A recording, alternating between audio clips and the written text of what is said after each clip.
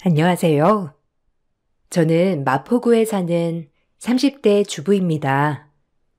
언젠가 한번 꼭 내 사연을 올려야지 생각만 하다가 이제서야 글을 쓰게 되었네요. 전 어렸을 때 한부모 가정에서 자랐어요.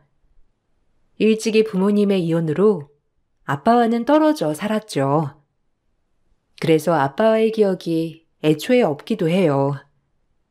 아예 기억이 없다 보니 오히려 아빠의 부재를 모르겠더라고요.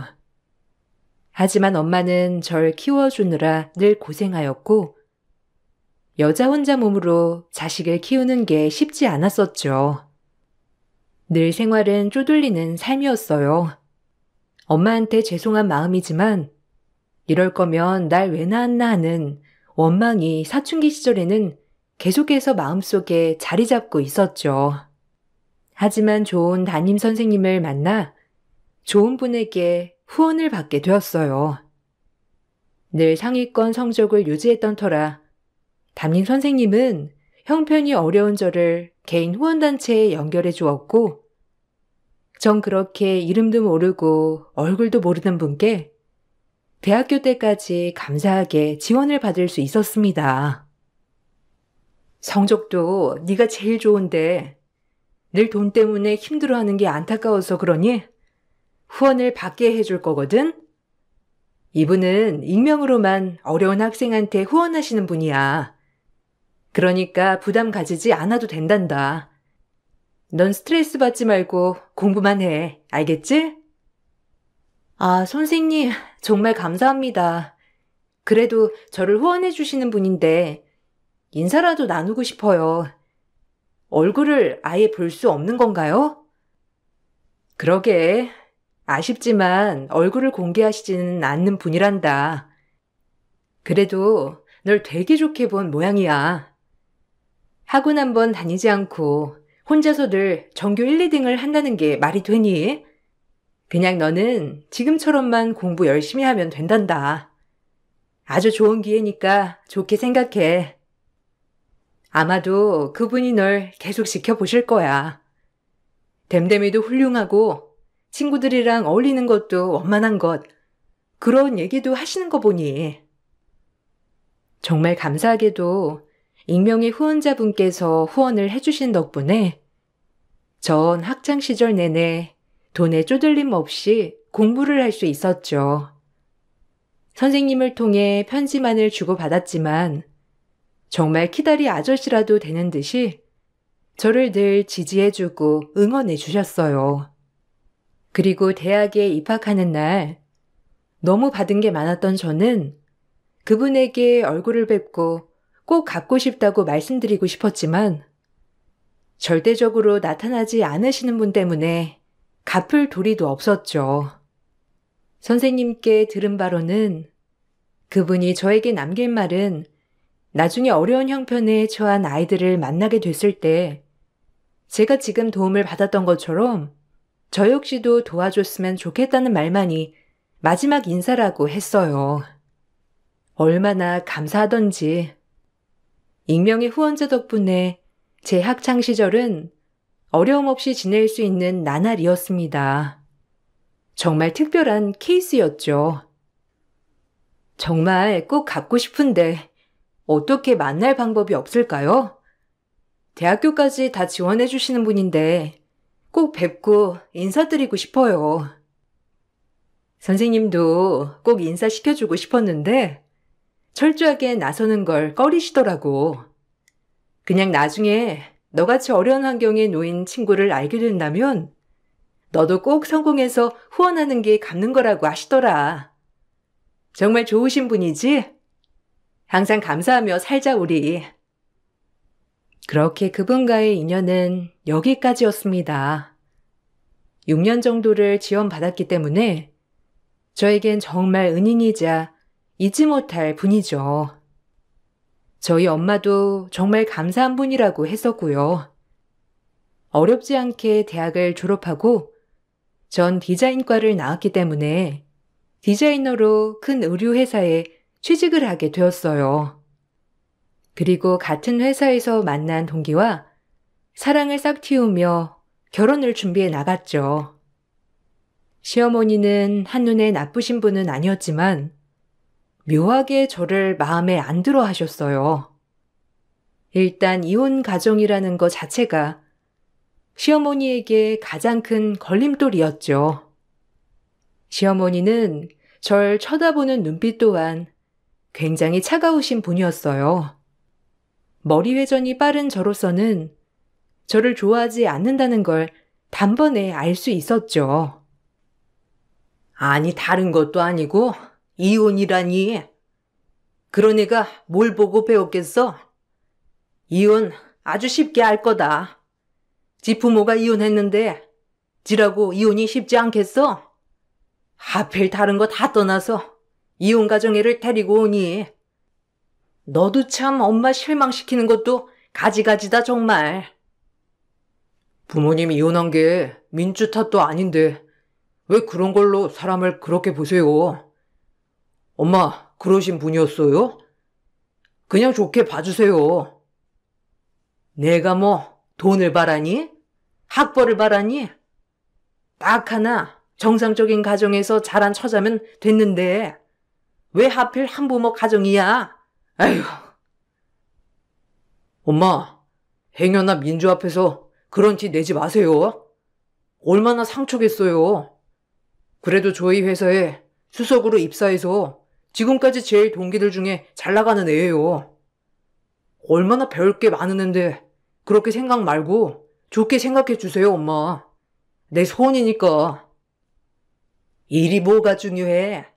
가정 챙기는 게 중요하지.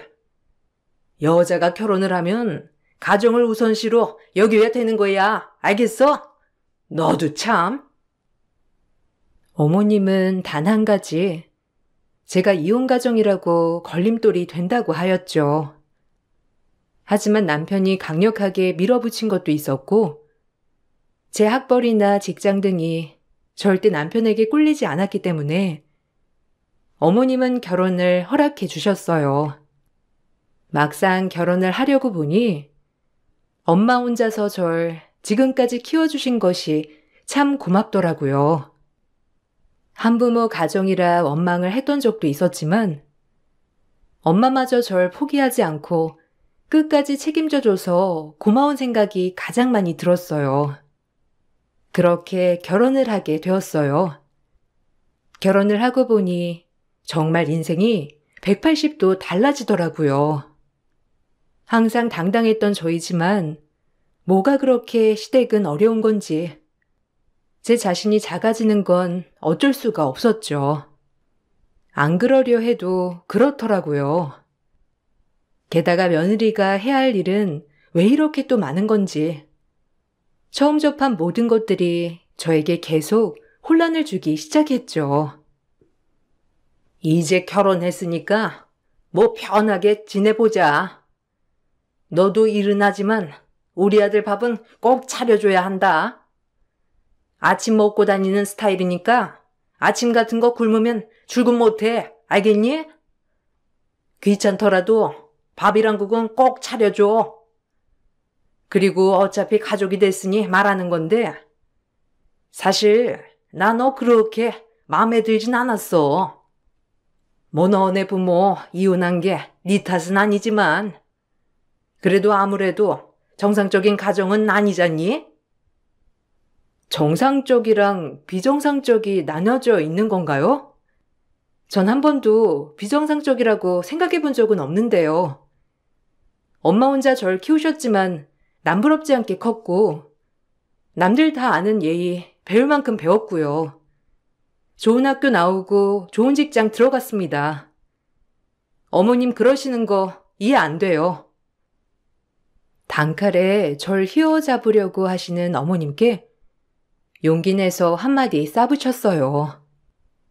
어머님은 제가 저렇게 말하니 입이 떡 벌어지더니 할 말을 잃으시다가 곧이어 저에게 독서를 퍼붓더라고요. 결혼 전 이런 모습은 보지 못했기에 참으로 당황스러운 모습이었죠. 이런 게 차이가 난다는 거야. 어디 어른이 얘기하는데 꼬박꼬박 말대꾸를 그렇게 하니? 너네 엄마가 그렇게 가르쳤니? 아니요. 어머님이 먼저 한부모 가정이라고 폄하하시길래 드리는 말씀이에요. 그리고 아침은 최선을 다해보겠지만 저도 아침에 바쁘게 출근하는 사람이에요. 너무 많은 거 바라시지 않았으면 좋겠어요. 그리고 잘 부탁드릴게요, 어머니. 아들, 아니 어떻게 된 게 어디서 이런 애를 데리고 온 거야? 결혼을 물을 수도 없고 어쩜 하나부터 열까지 싹 다 제 할 말을 그렇게 할 수가 있어? 내가 그렇게 우습냐? 어디 어려운 거 모르고 그렇게 막무가내로 나불거려, 어? 참나, 기가 막혀. 시어머니는 남편을 찾아대며 저를 당장 끌어내라고 하셨고, 남편은 일단 어머니가 쓰러지기 전에 저를 밖으로 불렀죠.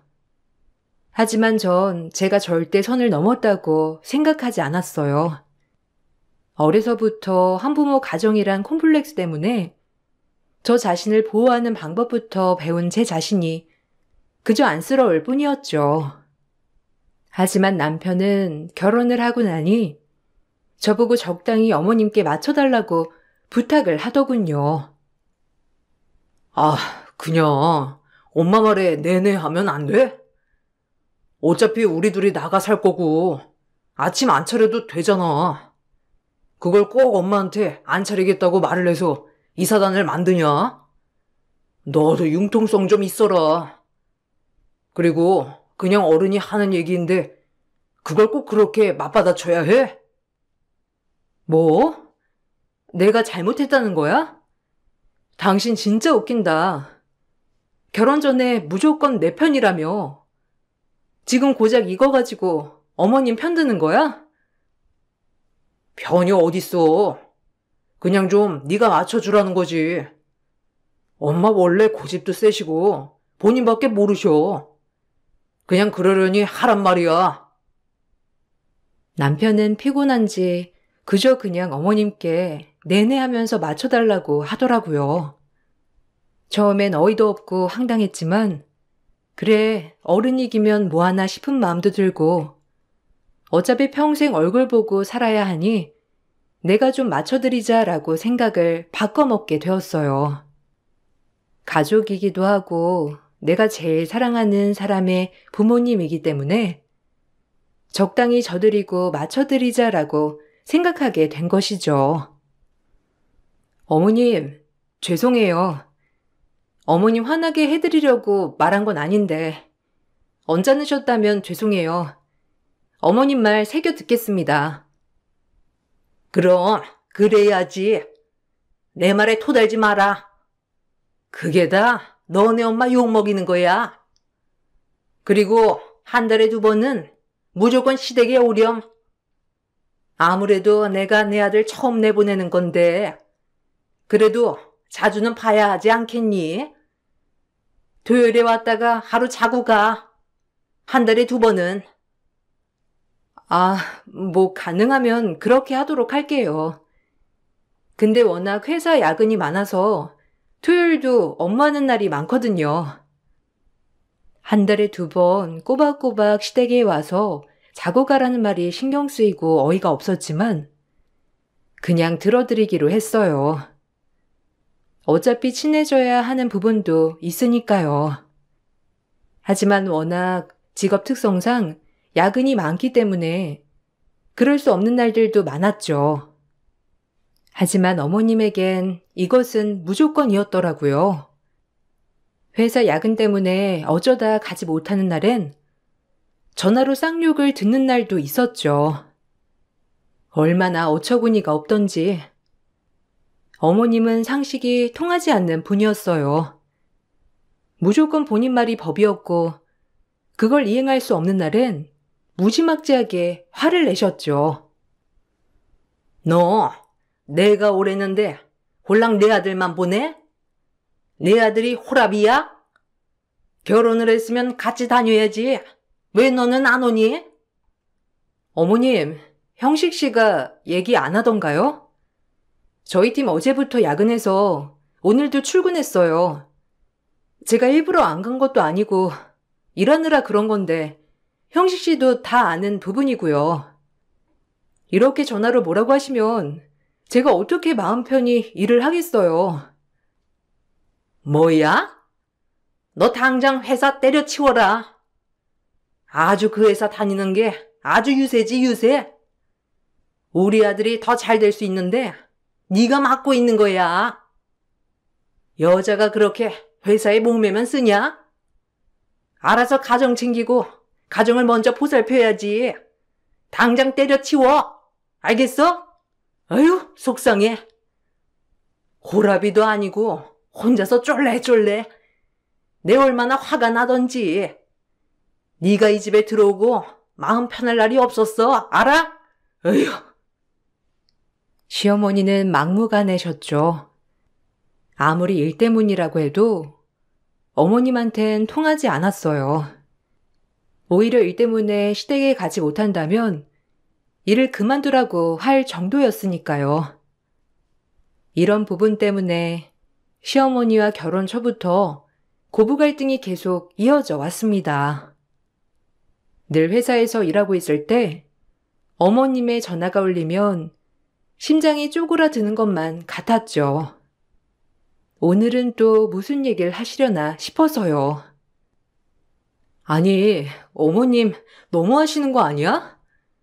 내가 아무리 얘기해도 말이 안 통해. 자기는 가운데서 도대체 뭐 하는 거야? 내가 자기 보고 시집 왔는데 이건 뭐 나 혼자 어머님이랑 씨름하는 것 같아. 가운데서 아무런 도움도 안 되고 내가 도대체 누굴 믿어야 해? 아니, 아무리 말해도 엄마가 들으셔야 말이지. 워낙 옛날 사람에다가 할아버지까지 모시고 사셨잖아. 그래서 그래. 그래서 지금 나한테 그걸 보상받기라도 원한다는 거야? 나 진짜 당황스러워. 매번 회사에 있을 때 혼자 그렇게 퍼붓고 전화 끊어버리시고 사람 얼마나 기분 나쁜지 아냐고. 자기가 당해봐. 아니, 우리 엄마가 자기한테 그런다고 생각해봐. 얼마나 그런지. 엄마한테 알아듣게 설명할게. 형 결혼하면 너한테 덜 그러실 거야. 며느리가 아직 한 명이라 그러니까 이해해줘. 남편은 저에게 별다른 말을 하지 못했죠. 그저 어머님이 옛날부터 할아버지를 모시고 사셔서 너무 옛날 사람이라는 말만 되풀이할 뿐 별다른 소득은 저에게 오지 못했어요. 남편네는 가부장적인 집안이었다고 해요. 그래서 시할아버지가 돌아가실 때까지 지극히 시집살이를 하셨다고 했죠. 게다가 지금 큰 집에 큰 할아버지까지 살아 계신다고 했고요. 그나마 시할아버지가 돌아가시고 큰 할아버지 댁과는 왕래가 많이 끊겼다곤 하더라고요. 저 역시 한 번도 본 적은 없었고요. 그래도 아무리 이해하려고 해도 시어머니의 억지스러운 모습은 전혀 이해가 가지 않았죠. 고부 갈등은 날이 가면 갈수록 심해졌습니다. 시어머니는 본인 시집살이를 보상이라도 받길 원하는지 늘 전화를 하며 저를 괴롭혔고 일주일에 2-3번은 꼭 시댁으로 호출을 해 일을 시키곤 하셨죠. 오늘 오이 소박이 담글 건데 오이 잔뜩 사다 놨으니까 저것 좀 절여놔라. 유튜브다 인터넷이다 다 나와 있을 거니까 보고 해. 네? 이 많은 걸 다요? 아, 어머니, 저 방금 출장 갔다 지금 왔는데 꼭 이걸 오늘 해야 하나요? 내일 저녁에 와서 할게요. 안 돼. 오늘 해야 해. 너 또 토다는 거냐? 무슨 말만 하면 그놈의 토다는 버릇 좀 고쳐라. 일단 절여놔. 얼마 안 걸려. 아니, 진짜 너무 힘들어서 그래요. 저 지방 출장 다녀와서 거의 잠도 못 잤는데 내일 회사 끝나고 와서 일찍 해놓을게요. 오늘 하라니까. 저거 오이다 어떡하니? 이미 사놓은 건데 하루 지나면 물러져. 얼른 잔말 말고 해. 며느리가 하라면 해야지. 출장 갔다 온 날 바로 저녁에 오이 한 박스를 절궜어요. 얼마나 팔이 아프던지 그놈의 남의 편 남편은 TV를 보며 낄낄거리고 있었죠. 참다 못한 제가 오이 절구는 것 좀 도와달라고 하니 어머니께서는 본인 아들 다를까봐 절대 못하게 하시더라고요. 자기야, 오이 절구는 것 좀 도와줘. 나 진짜 팔 빠질 것 같아. 지금 TV가 눈에 들어와? 얼른 도와달란 말이야. 알겠어. 뭐 이거 소금 뿌려서 대충 절거 넣으면 되나? 엄마, 이거 굵은 소금으로 하면 되는 거지? 아서라, 어디 남자가 부엌에 들어와서 이리저리 간섭을 해? 얘 혼자 해라. 뭐가 어렵다고? 넌 꼭에 쉬고 있는데 일을 시키니? 나 옛날엔 이거 3박스도 혼자 절궜어. 알아? 넌 이게 뭐가 힘들다고? 아휴, 하여간 뭐 하나 시키면 입은 대빨 나와가지고. 전 이런 거 해본 적도 없어요, 어머니. 그리고 이렇게 손이 놀고 있는데 같이 하면 좋죠. 일도 빨리 끝나고 형식 씨도 어차피 먹을 건데. 아유, 됐다니까. 너 어서 들어가 있어. 그냥 소금만 뿌려 놓으면 된다니까. 그놈의 유세도 진짜. 얼른 절거놔. 역시나 시어머니는 제가 남편을 시키는 꼴을 보지 못했죠. 전 그날 오이 한 박스 전부를 혼자 절궜어요. 얼마나 고되던지. 그리고 다음날 일하기 힘들 정도로 팔이 아팠었죠. 그렇게 결혼을 하고 전 살이 12kg나 빠지게 되었어요. 주변에서 저만 보면 어찌나 걱정을 하던지 차마 제 얼굴에 침 뱉는 꼴이라 이렇다 저렇다 말을 할 수 없었고 그저 웃어 보일 뿐이었죠. 어머, 대리님, 왜 이렇게 요새 살이 빠졌어요? 너무 말랐다. 가뜩이나 날씬하신데 지금은 너무 마르셨어요. 아, 그래? 요새 좀 바빠가지고 살이 많이 빠졌네. 괜찮아. 금방 찌겠지 뭐. 걱정해줘서 고마워. 살 좀 쪄야겠다, 나도. 그렇게 전 살이 너무 빠졌고 어머님의 모든 행동이나 말들을 더 이상 들어드리면 안 되겠다고 생각을 했어요. 저도 좀 살아야겠다고 생각했거든요. 그래서 전 어느 정도 어머님의 명령을 거절도 하고 어머님이 요구하는 것들을 점차점차 회피하기 시작했죠. 예, 오늘 좀 들려라. 그리고 오면서 마트 들러서 고무장갑 좀 사와. 할 일 엄청 많으니까 옷 편하게 입고 와라. 알겠어? 네? 저 오늘 일 못해요.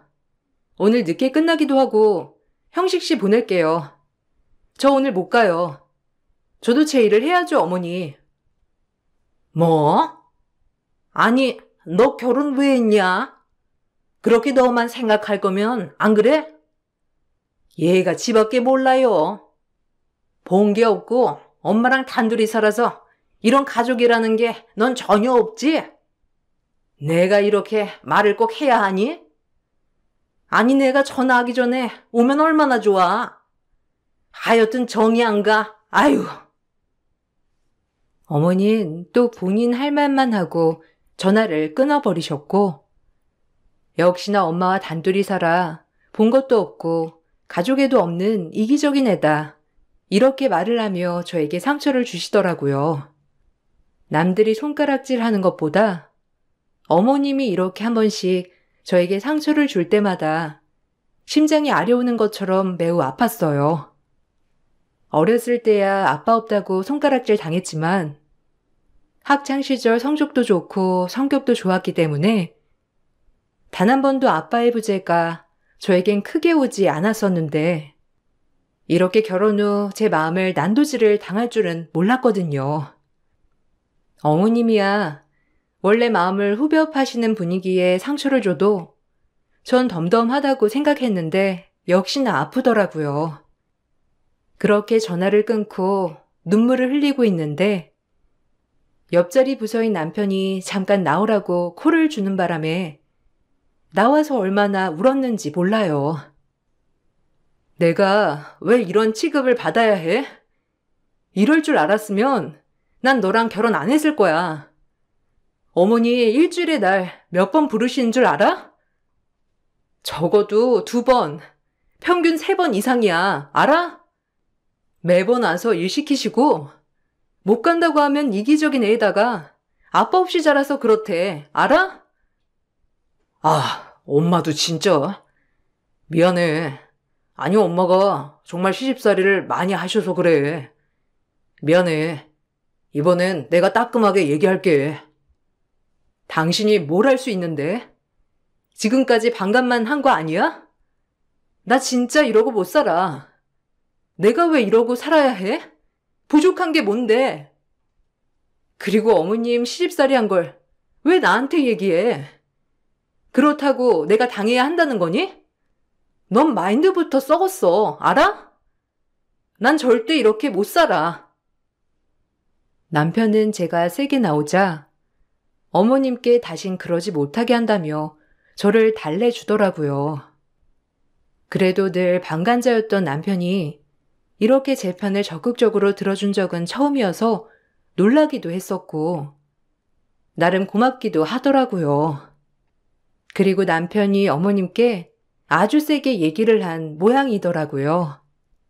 어머님은 전보다 조금은 덜 하셨고 저를 부르는 것도 조금은 덜 부르셨죠. 약간 숨통이 트이는 것 같았어요. 그렇게 숨통이 트이는지도 얼마 되지 않아 남편의 형인 시숙께서 결혼을 한다고 하더라고요. 얼마나 내심 기쁘던지 드디어 며느리 동기가 생기는 것 같아 묘하게 기분이 좋았죠. 형님 되실 분은 미디어 업계에 종사하고 계시는 분이었고 참하고 다정했어요. 잘 부탁드릴게요, 어머니. 형수 씨가 어머님 미인이라고 하던데 정말 미인이시네요. 너무 놀랐어요. 어머, 그래요? 고마워. 결혼 준비는 잘 돼가고? 이거 별거 아닌데 넣어두고 준비하는데 보태서 써요. 어머, 이런 거 안 주셔도 되는데 정말 괜찮아요. 아유, 감사합니다. 결혼하는데 보태서 준비할게요, 어머님. 형님이 인사 오던 날 어머님은 쌈짓돈을 챙겨주시더라고요. 얼마인지는 모르겠지만 조금 허탈했죠. 저에게 10원 한 장도 주신 적도 없던 분이 처음 보는 형님한테 돈 봉투를 건네주며 결혼 준비에 보태라고 하시다니요. 조금 당황스럽기도 하고 속상하기도 했어요. 하지만 이왕 가족이 될 사이니 내색하지 않았어요. 홀로 어머님께 섭섭한 마음만 쌓여가고 있었고요. 다행히 시숙네는 별다른 문제 없이 결혼 준비를 해나갔고 결혼식 날이 되었어요. 전 축의금을 얼마를 할까 하다가 남편의 형제가 한 명이기도 하고 그래도 이왕이면 결혼을 하는 거니 축의금 300만 원을 하기로 마음을 먹었습니다. 이 과정에서 남편도 동의를 한 부분이고요. 아주버님 부족 300만 원 정도 하려고 하는데 어떻게 생각해? 너무 많은가? 그래도 이 정도면 괜찮겠지? 뭐 따지자는 건 아니지만 아주버님은 우리 결혼식에 100만 원 정도 하셨는데 이걸로 섭섭해하거나 하진 않으시겠지? 그냥 신경 쓰이네. 300이면 충분하지. 그래, 300 정도 하자. 형도 고마워할 거야. 그리고 꽤 큰 돈이지 이것도. 전혀 섭섭해할 일 없겠다. 남편과 상의 후 결혼식 날 전 부조 300만 원을 냈어요. 그리고 친척분들을 남편과 같이 한 분 한 분 맞이하고 있는 와중에 어머님이 절 따로 불러서 물어보시더라고요. 노골적으로 부조금 얼마 했냐고요. 좀 당황스러웠고 이런 걸 결혼식장에서 물어보신다는 게 어이가 없었지만 너무 궁금해하시길래 말씀을 드렸습니다. 하지만 예상과는 다르게 반응을 하시더라고요. 아니, 결혼식 부조 얼마 했니? 그래도 너네 아주버님 장가 가는데 너 돈 잘 벌잖아. 뭐 한 500은 했니? 네? 아니요. 300만 원 했어요. 형식 씨도 이게 적당할 것 같다고 하기도 했고 저도 이 정도면 충분하다고 생각해서요. 시어머니는 제가 부조 300만 원을 했다고 하자 어이가 없으신지 이마를 짚으시곤 또 다짜고짜 소리를 지르시는 게 아니겠어요? 어머님이 절 불러낸 곳이 조용한 곳이었지만 워낙 결혼식장에 사람이 붐볐기 때문에 시선 집중이 되는 것은 당연한 처사였죠. 미친 거 아니야? 300? 야, 너 돈 그렇게 잘 번다면서 꼴랑 300을 해? 이게 장난하나? 너 항상 그렇게 이기적이지? 안 그래? 순간 전 시어머니에게 뺨을 맞았습니다. 처음엔 너무 놀라 말도 안 나오더라고요. 지금 내가 무슨 일을 당한 거지 싶기도 하고 시숙 부조 300 했다고 맞았다는 제 자신이 어처구니가 없었죠. 전 너무 놀라 어머님께 따지고 물었어요. 어이가 없었거든요. 어머님, 뭐 하시는 거예요? 지금 제 뺨을... 아니, 제가 뭘 잘못했다고 뺨을 때려요? 진짜 노망나신 거 아니에요? 네? 뭐야? 더 맞아야지 너란 년. 형식이한테 툭하면 알랑방귀 끼어서 할 말도 못하게 만들고 겨우 300? 하, 기가 막혀. 돈 잘 번다고 유세 떨더니 겨우 300이니? 그래서 시댁도 오라는 것도 거절해? 이 나쁜 망할 놈의 기집애. 넌 더 맞아야 해. 전 부조금 300만 원을 했다고 맞은 게 너무 억울하여 저도 모르게 시어머니의 뺨을 똑같이 내려쳤어요. 어머닌 당황하셨고요. 네가 감히 날 때려? 너 아주 단단히 미쳤구나. 네가 아주 돌았어. 그러지 않고서야 어떻게 내 뺨을 날려? 전 맞아도 싸고 어머님은 맞으면 안 돼요? 왜요? 전 맞은 대로 돌려준 겁니다. 또 한 번 때려보세요. 똑같이 날릴 테니까. 시어머니의 억지스러운 텐션으로 저를 한 대 더 때리려고 하자 그때 누군가가 성큼성큼 다가오시더라고요. 그분은 등산복 차림의 하객이었습니다. 전 생전 처음 보는 분이었고요. 그분이 갑자기 절 감싸며 소리쳤는데 전 어안이 벙벙했지만 지나가던 하객들과 시어머니는 등산복 차림의 하객을 보자마자 엎드려 절까지 하는 게 아니겠어요? 전 이 상황이 무슨 상황인가 싶었죠. 지금 누구 몸에 손을 대? 아니 너 이렇게 무식한 애였냐? 아주 곱고 곱던 걸로 기억하는데 아주 며느리를 잘못 들였구나. 어머, 큰아버님? 아니 정말 오랜만이에요. 며느리가 아주 버르장머리가 없어서 교육 좀 시키고 있었습니다. 지금 아까부터 지켜봤는데 부조금 때문에 때리던데 맞지? 내 동생이 살아있었다면 아주 노할 일이다. 안 그래? 어찌 이리 괴팍해진 게야? 그리고 이 아이는 내가 오래전부터 후원해온 아일세. 함부로 대하지 마라. 얼마나 귀중한 사람인 줄 알아? 처음 뵙는 큰 할아버지 입에서 나온 후원이란 단어가 정말 당황스러웠어요. 알고 보니 큰할아버지는 워낙 재산이 많으신 분이었고 슬아의 자식들이 없어 이렇게 학교들을 찾아다니면서 형편이 어렵고 밝고 착실한 학생들에게 늘 후원을 해주시는 분이었더라고요. 큰할아버지는 남편의 할아버지의 형님이었어요.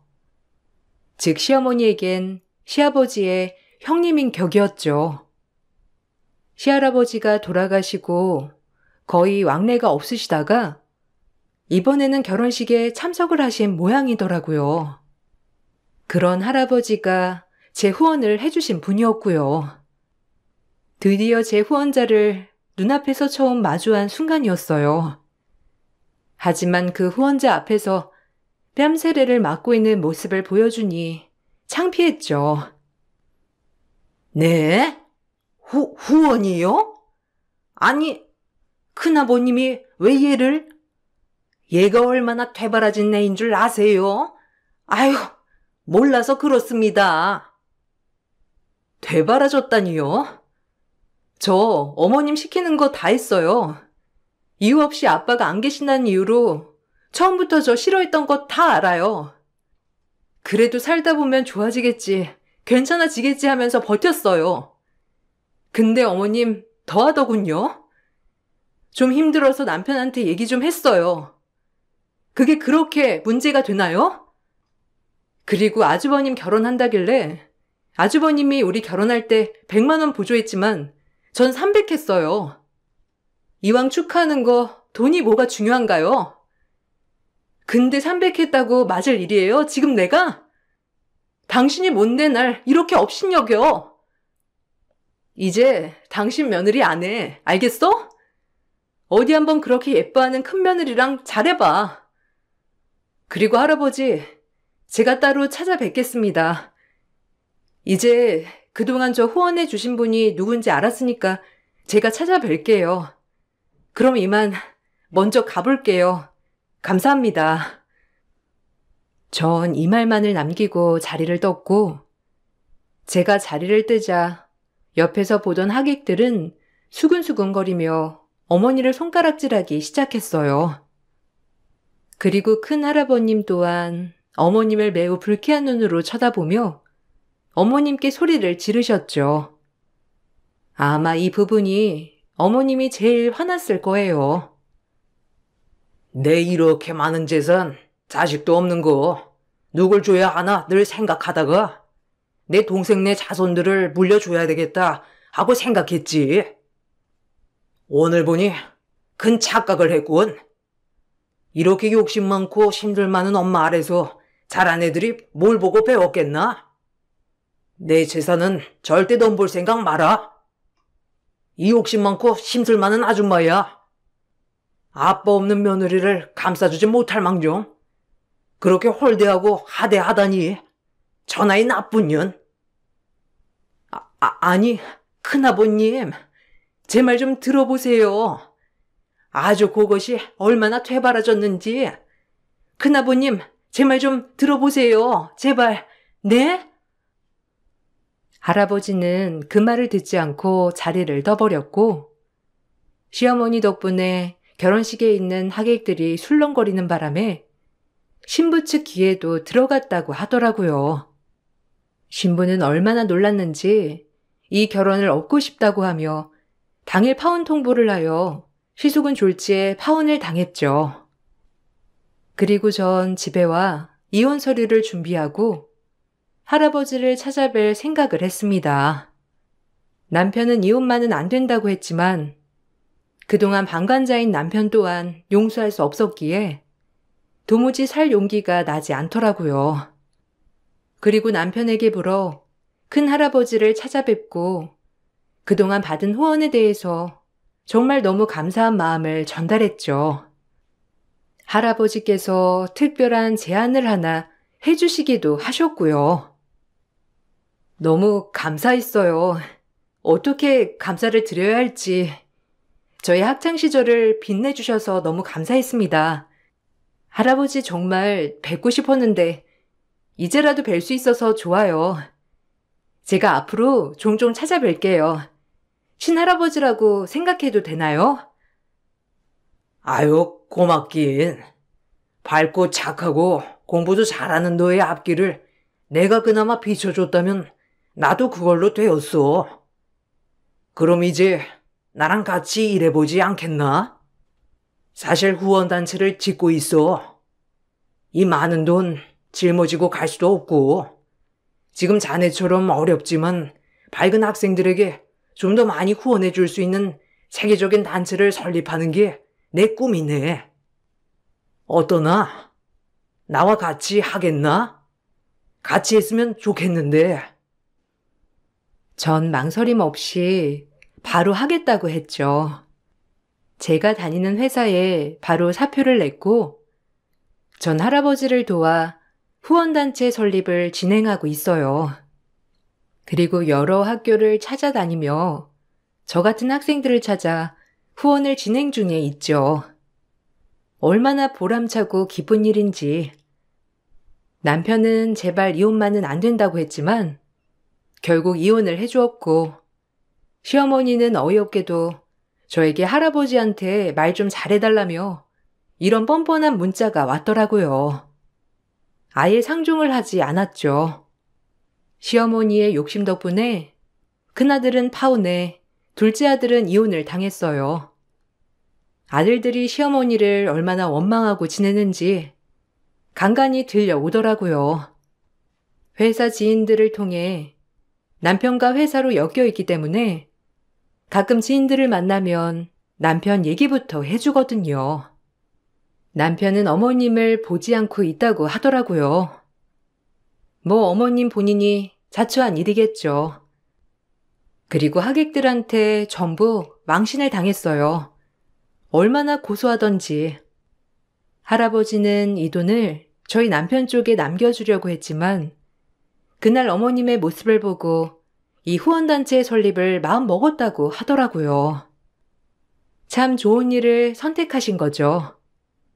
전 할아버지를 도와 지금 그 누구보다 보람찬 일을 하며 살아가고 있습니다. 어렸을 때 그렇게 어려운 시절 한 줄기 빛이 돼주었던 후원. 지금 제가 그 일을 하고 있다는 게 너무 보람차고 행복합니다. 좋은 할아버지를 곁에 두었다는 것도 행복하고요. 그리고 지금도 할아버지에게 너무 감사한 마음으로 일을 하고 있어요. 할아버지는 옆에서 봐도 정말 훌륭한 분이시거든요. 꼭 저도 할아버지처럼 저렇게 멋지게 노년을 보내야겠다고 다짐하며 살고 있어요. 남편과 결혼을 참 후회하지만 남편으로 인해 저의 은인을 만났다고 생각하니 그것 또한 받아들일 수 있겠더라고요. 여러분들도 모든 일을 긍정적으로 생각하시길 바랄게요. 제 글 읽어주셔서 감사합니다. 행복한 하루 보내세요. 안녕하세요. 저는 결혼 2년차 된 30대 초반 여자입니다. 별로 기억하고 싶지 않았던 순간들을 다시 떠올려 사연을 신청하려는 이유는 결혼을 앞뒀던 예비 형님과 저를 함부로 대했던 시모의 현재 상황에 대해서 여러분들께 알려드리고자 글을 작성하게 되었습니다. 지금 생각해봐도 너무 어이가 없어서 화가 치밀어 오르는데요. 저와 시댁 집안에 문제가 생기기 시작한 건 아주버님의 결혼 발표 소식을 듣게 되면서부터였어요. 아주버님은 양면 테이프 생산직 사업을 했는데 근무를 하다가 날카로운 기계에 손을 다치게 되면서 병원을 찾았는데 거기에서 첫눈에 반한 외과 의사였던 지금의 예비 형님을 만나 끈질기게 고백을 시도한 결과 연인 사이까지 이어지게 되었어요. 아주버님 사업이 적지 않은 매출을 올리고 있어서 예비 형님 집안에서도 결혼을 허락한 상태였습니다. 시모는 그동안 아주버님이 결혼을 하지 못해서 속이 타들어 갔었는데 기다리길 잘했다며 시댁 집안의 예비 며느리가 의사가 들어왔다고 엄청 좋아하셨어요. 저 또한 아주버님이 의사인 여자와 결혼하게 될 거라곤 상상조차 하지 못했었죠. 사람 앞일 모른다더니 누구나 인연은 있는 듯 보였습니다. 그런데 아주버님의 결혼 소식을 발표하게 되면서부터 시모가 저를 대하는 행동은 평소에도 좋지 않았지만 더욱더 심하게 저에게 함부로 했어요. 가족 모두가 둘러앉아 있는 상태에서 시댁 집안에서 제가 제일 하자라며 내세울 것 하나 없어서 어디 인사시키기에도 창피해 죽겠다는 상처되는 말들을 아무렇지도 않게 뱉었습니다. 아무리 제가 시모에게 며느리로서 성에 안 찬다 해도 말이 좀 심한 것 같아 저도 서운한 마음에 불만을 털어놓았었죠. 저 그래도 고등학교 졸업하자마자 바로 취업에 뛰어들어서 열심히 살아왔었어요. 지금은 개인 미용실도 자리 잡아 안정적인 생활도 유지하고 있고요. 어머님도 시도 때도 없이 미용실에 오셔서 머리 손질 받으시고 가시잖아요. 가족 전체가 제 미용실에 와서 관리 받으면서 그런 식으로 말씀하시면 안 되죠. 미용 그거 개나 소나 하는 거 가지고 내 앞에서 지금 명함 내밀고 있는 거니? 네가 우리 집안 며느리로 들어왔으면 당연히 베풀어야 되는 것들인데 관리받는 거 얼마나 된다고 내 앞에서 생색을 내려 하고 있어? 더러워서 너희 미용실에 더는 가지 않으마. 어느 정도 영향력이 있는 그런 직업을 가지고 있었다면 내가 말도 안 하지. 꼴랑 동네 미용실 하나 운영하고 있으면서 뭐가 그리 잘났다고 내 앞에서 불만을 터뜨려? 너는 내 막내 아들 데려간 것부터가 잘못이야. 엄마, 무슨 말을 그렇게 해요? 이 사람도 얼마나 열심히 하고 있는데요. 저도 잘난 직업 가지고 있는 것도 아니고 그냥 일반 회사에서 월급쟁이로 살아가고 있는데 저보단 이 사람이 훨씬 더 능력 좋고 대단한 거죠. 좋은 말 좀 해주는 게 그렇게 힘들어요? 이 사람 기 한번 살려주는 게 어려운 일은 아니잖아요. 우리 집안 며느리로 들어온 지 얼마나 됐다고. 벌써부터 내가 하는 말에 토를 달고 있는데 무슨 기를 세워줘? 그랬다간 이미 나를 잡아먹었을 거다. 우리 집안의 오점인 네가 좀 빠져주면 상당히 좋을 것 같은데 그렇겐 안 되겠니? 그나들이 의사 며느리 데려오면 분명 결혼 안 한 처자들 수두룩 할 텐데 내 작은 아들과 엮여주면 얼마나 좋아? 아직 애도 없으니 이혼하고 숙려기간 한 달 지나면 서로 법적으로 남남인데 눈치껏 알아서 정리해주면 얼마나 좋아? 저는 더 이상 시모의 말을 듣고 싶지 않아 자리에서 먼저 일어나 시댁에서 나왔어요. 사람 무시하는 것도 어느 정도지.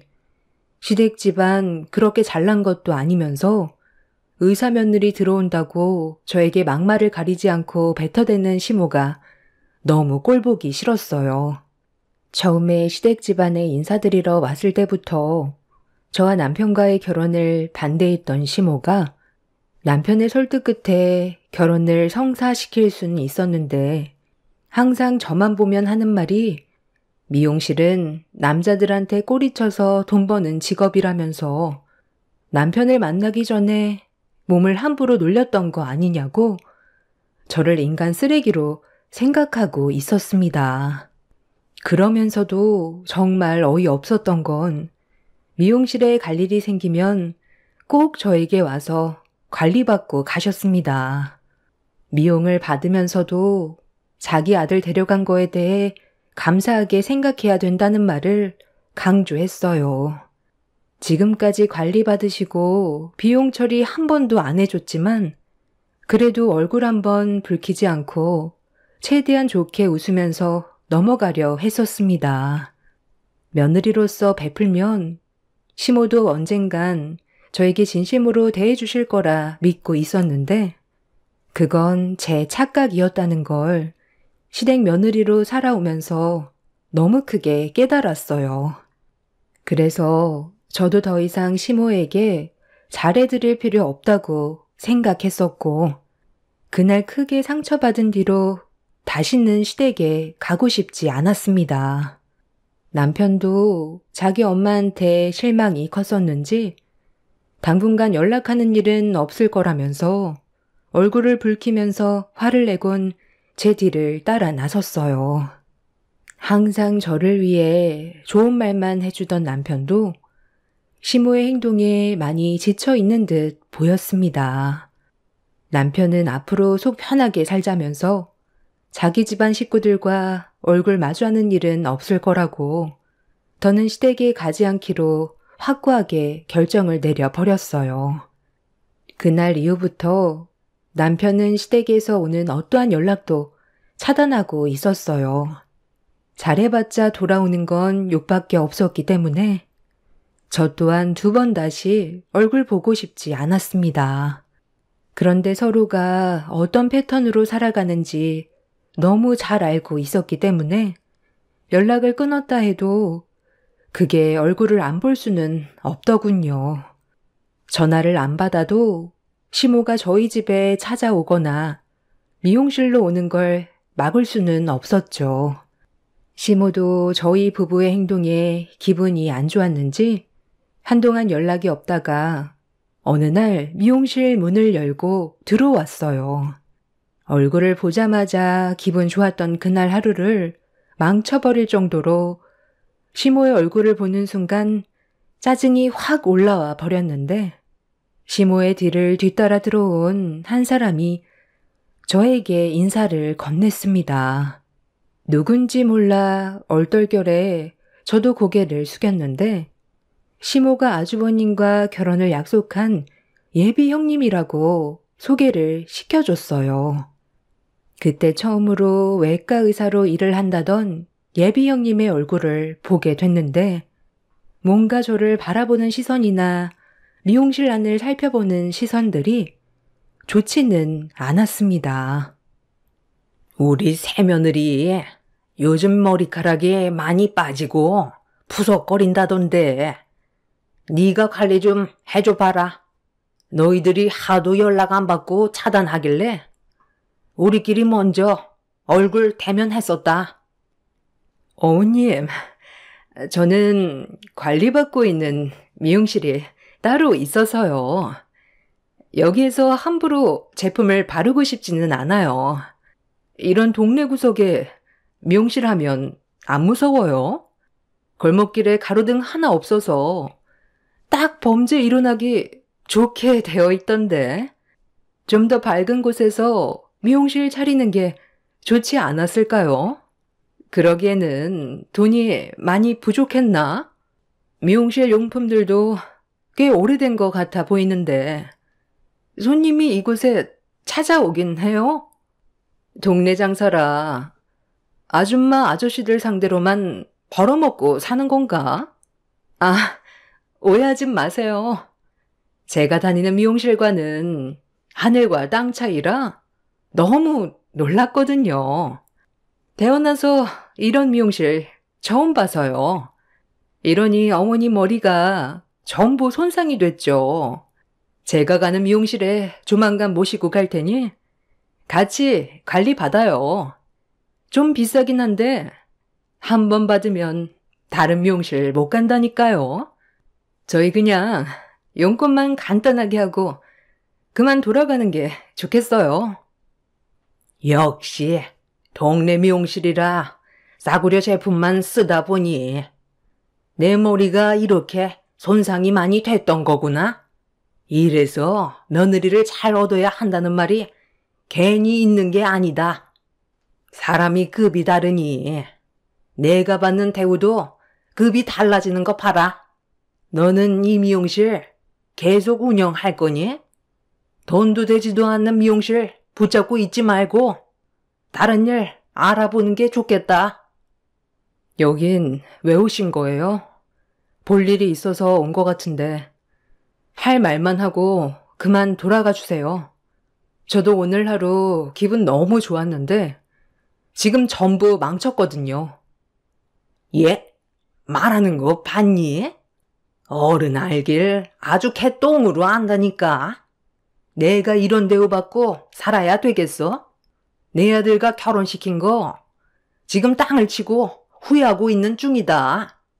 내가 여기 온 이유는 우리 새며느리 얼굴 보여줄 겸 잠깐 틀린 것도 있지만 이번 주말에 그 캠핑 뭔가 그 여행 가기로 계획이 잡혀 있거든. 너희들도 같이 가야 할 것 같아서 들렸다. 네? 저희가 왜 거기를 따라가요? 그럴 생각 전혀 없으니 알아서들 가세요. 이런 기분으로 캠핑 가고 싶지 않거든요. 할 말 끝났으면 그만 나가주세요. 내가 난리치는 걸 보고 싶지 않으면 조용히 따라가는 게 좋을 텐데. 내가 너를 데려가는 이유가 좋아서 그런 줄 아니? 우리 예비 며느리가 캠핑을 좋아한다는데 시간이 없어서 요즘에 잘 가지 못했다고 하길래 이번 주말에 가족들끼리 인사도 좀 시킬 겸 해서 자리에 모이는 거니 너희들도 무조건 참석해라. 너랑 내가 가지고 있는 안 좋은 감정 때문에 우리 가족이 될 예비 며느리가 피해를 봐서야 되겠니? 이번 기회에 서로 좀 더 가까워질 수 있는 시간이 될 수도 있을 테니 최대한 좋게 따라오는 게 좋을 거다. 내가 직접 움직였는데 가지 않겠다고 고집 부렸다가 괜히 상처받지 말고 무조건 따라오도록 해라. 우리 집안 며느리로 들어왔으면 싫어도 해야 되는 일들도 있는 거다.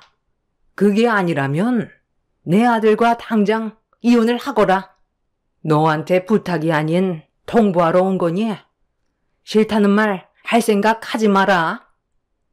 의사 예비 며느리 한마디에 직접 움직이는 시모의 행동을 보고 있는데 저를 대할 때와의 차별이 너무 심해 기분이 정말 좋지 않았어요. 그리고 예비 형님 또한 성격이 좋아 보이는 것 같지는 않았습니다. 그렇게 제 미용실에 무작정 들어와 본인들 할 말만 하고 돌아간 뒤 짜증이 밀려온 저는 이 상황을 어떻게 처리해야 될지 남편한테 전화해서 대화를 이어나갔어요. 남편은 신경 쓰지 말라며 어떤 문제로 연락하지 않고 있었다는 거 뻔히 알면서 무슨 캠핑이냐고 예비 형님의 말 한마디면 가족 전체가 움직여야 한다는 것 자체가 이해할 수 없다고 화를 냈어요. 그렇게 열을 올리던 남편은 시모에게 직접 전화해서 상황을 해결하겠다고 저와의 통화를 끊었습니다. 그렇게 어느 정도 시간이 지났는데도 남편한테 연락이 오지 않길래 무슨 문제가 생긴 건지 불안한 마음에 먼저 전화를 걸었어요.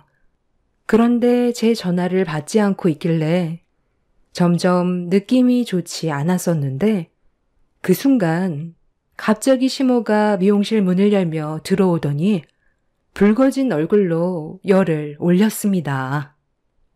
너 내가 몇 시간 전에 뭐라고 그랬지? 웬만하면 좋게 따라가 주는 게 좋을 거라고 최대한 목소리 높이지 않고 얘기했는데 내 아들한테 곳에 뭐라고 그랬니? 캠핑을 가지 않겠다고 했었다면서 나한테 전화해서 평생 인연 끊겠다고 화를 내는데 얼마나 당황했는지 알아? 그동안 내 아들 키우면서 그렇게까지 화낸 적 처음 봤는데 내가 세상을 떠나도 장례식장에 발도 붙이지 않겠단다. 예비 며느리가 우리 집안 정식 며느리로 들어오기 위해 나도 최대한 노력하고 있는데 그거 좀 맞춰주는 게 그게 그렇게 싫어서 이런 상황을 만들어? 내 아들이 이사를 가겠다잖아. 네가 나를 시험하는 거지? 내가 오늘 미용실을 다 때려 부수는 걸 보고 싶은 거야? 지금 눈에 뵈는 게 없거든. 마지막으로 얘기하마. 캠핑 갈 거야, 말 거야? 너 때문에 내가 왜 스트레스를 받으면서 살아야 하는 건데? 저도 이런 삶 살고 싶은 줄 아세요? 이 집 며느리로 들어와서 그동안 어머님한테 잘하려고 정말 많이 노력했었는데 돌아오는 건 항상 욕밖에 없고 저에게 상처되는 말 아무렇지도 않게 뱉으시는데 그런 말을 들었을 때 제 기분은 어땠는지 아세요? 당장이라도 이 집안과 연을 끊어내버리고 싶었다고요. 그래도 그동안 참고 있었던 건 그 사람이 받을 또 다른 상처가 생기게 될까봐 그게 걱정이 돼서 속으로 참고만 살아왔던 거예요. 저한테 캠핑을 같이 가자고 말을 하는 것보단 먼저 전에 있었던 일에 대해 사과부터 하는 게 우선 아니었을까요? 연락도 없이 무작정 미용실에 들어와서 예비 형님이 원하는 거 들어줘야 한다고 제 기분은 전혀 생각하지 않았잖아요. 저도 사람이고 사랑받을 자격 있어요. 상처받을 만큼 무시당하면서 살아야 될 이유 없다고요. 그래서 끝내 가지 않겠다는 거니? 내 큰아들이 이제야 제대로 된 며느리감 만나서 결혼 좀 해보겠다는데 뒤에서 밀어주지 않겠다는 거야? 네, 가지 않으려고요. 둘이 좋으면 결혼하는 거지. 제가 꼭 캠핑을 같이 가줘야 될 이유는 없는 거잖아요. 아직 영업시간이거든요. 방해하지 말고 나가주세요. 네가 이런 식으로 나온다 이거지? 그래, 알았다. 오늘 아주 끝장을 보자. 여기 미용실 쑥대밭으로 만들어 주도록 하마. 이것부터 때려 부숴야 되겠네. 당장 그거 내려놓지 못해요? 제가 이 사람 미용실은 건들지 말라고 했죠. 캠핑 가고 싶지 않다고 말한 게 상황을 이렇게까지 만들 일이에요? 최소한 먼저 연락을 하고 미용실에 왔어야죠. 아무것도 준비가 안 되어 있는 이 사람이 얼마나 당황스러웠겠어요. 제발 생각 좀 하면서 사세요. 남편이 시모와 전화통화를 하다가 시모가 미용실로 오게 될 거라는 걸 예상하고 있었는지 급하게 회사에서 미용실로 오느라 제 전화를 받지 않았던 거였어요. 남편이 조금이라도 늦었었다면 아마 미용실은 아수라장이 되어 있었겠죠. 남편 덕분에 큰 화를 면할 수 있었고 시모는 끝까지 미련을 못 버리고 예비 형님이 원하는 캠핑에 저희가 꼭 참석하길 원하고 있었습니다. 절대로 고집을 꺾지 않으려는 모습에 결국 저희 부부를 두 손 두 발 들게 만들어 버렸어요. 남편은 전에 있었던 일에 대해 먼저 사과부터 하라고 강하게 얘기했고 시모가 원하는 바를 이루기 위해 저에게 마음에도 없는 사과를 하셨습니다. 남편은 이번이 마지막이라면서 다시는 저에게 상처되는 행동을 하지 않았으면 한다고 확실하게 의사를 표현했어요. 저 또한 시모가 더 이상 저에게 상처 주는 행동을 하지 않길 바랐었죠. 그렇게 좋지 않은 기분으로 억지로 가게 된 캠핑장에 도착해서 이것저것 준비를 하고 있었는데 정작 캠핑에 오고 싶어 했던 예비 형님이 보이지 않았어요. 남편이 어떻게 된 거냐고 물어보니 아주버님이 병원 일이 마무리가 되지 않아 조금 늦을 거라면서 먼저 식사 준비를 하면 될 것 같다고 예비 형님의 상황에 대해 알려주었습니다. 그때까지만 해도 크게 별일 없이 조용히 지나가고 있었는데 음식 준비가 거의 끝나갈 때쯤 예비 형님이 캠핑장에 도착을 했어요. 오자마자 시부모님한테 인사를 드렸고 저희 부부와도 인사를 주고 받았는데 아주버님이 식사를 시작하면 될 것 같다고 말을 하는 순간 시모가 제 팔을 끌며 공용으로 사용하는 주방 안으로 끌고 들어갔어요.